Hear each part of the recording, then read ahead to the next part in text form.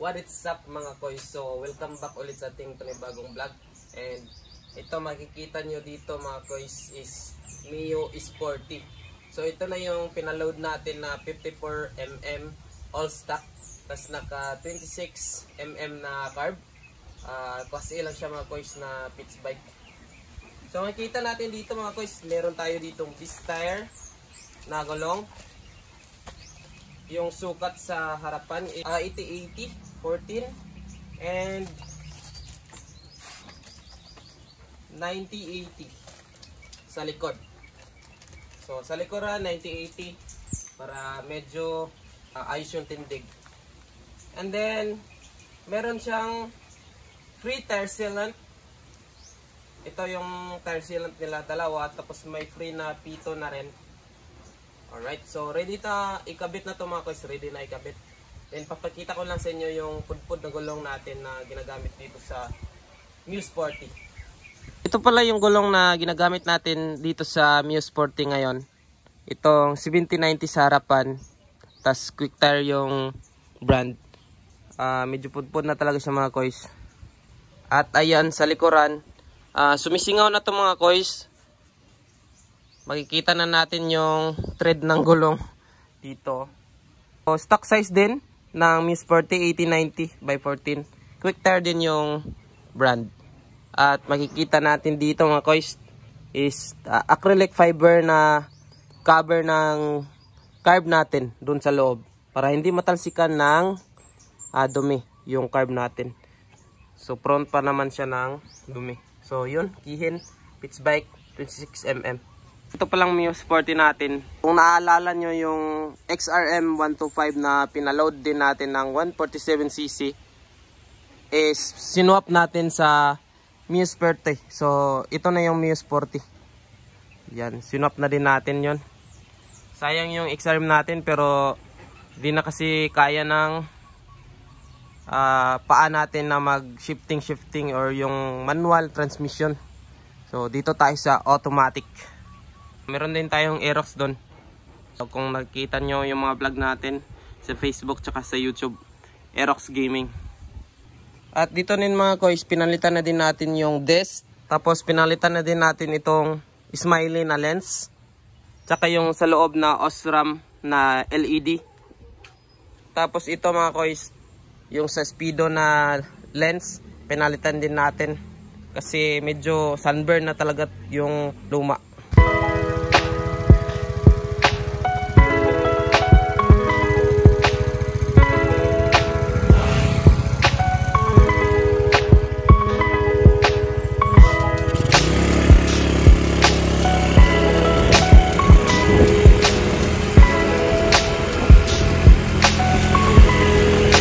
Going na to sa vulcanizing shop.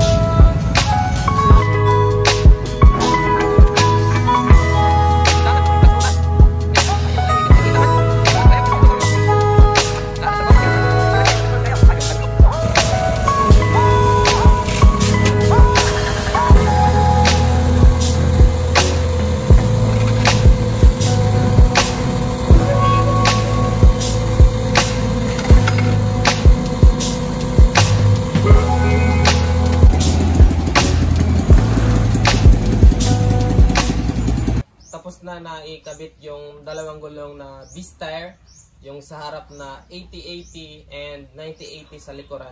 So disc tire siya mga koys, meron ding free pito, tapos free tire sealant na dalawa. So yung kinabit ko na tire sealant isa lang, hinati ko lang sa dalawa yung isa. Yun, ito na yung motor natin na 54mm all stock. Right, so kulang na lang nito mga koys is kakabitan natin ng tapaludo sa harapan kasi yung tapaludo natin is color black and then tumatalbog na siya mga kois kasi may bali. Nire-repair lang ng last owner nito. Right, papakita ko sa inyo yung forma ng gulong natin. So ito na yung sa harapan mga kois na Beast tire. Ayan, shoutout sa Beast tire, no? Yung sukat is 80 by 14. So maganda naman tignan sa harapan. Ito yung sa likuran mga kois, 90-80. Kasya naman yung stock mags dito sa 90-80 natin na gulong. Beast tire din. Ayos mga kois. Paandarin lang natin ito.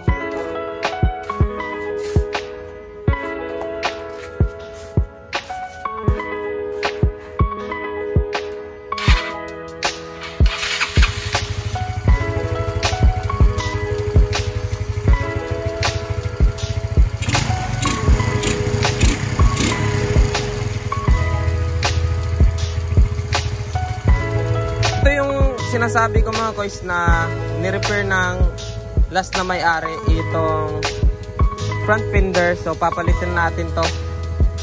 Kulay pink yung ipapalit natin kasi yung original na paint talaga nito or original na tapalodo na kulay is color pink. Ni-repair na lang to ng may-ari. May crack kasi to kaya tumatalbog. Pangit naman tignan mga koy. Yan o.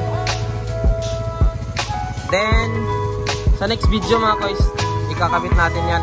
And then yung brake hose, saka ito yung hose, itong hose na breather hose, papalitan din natin.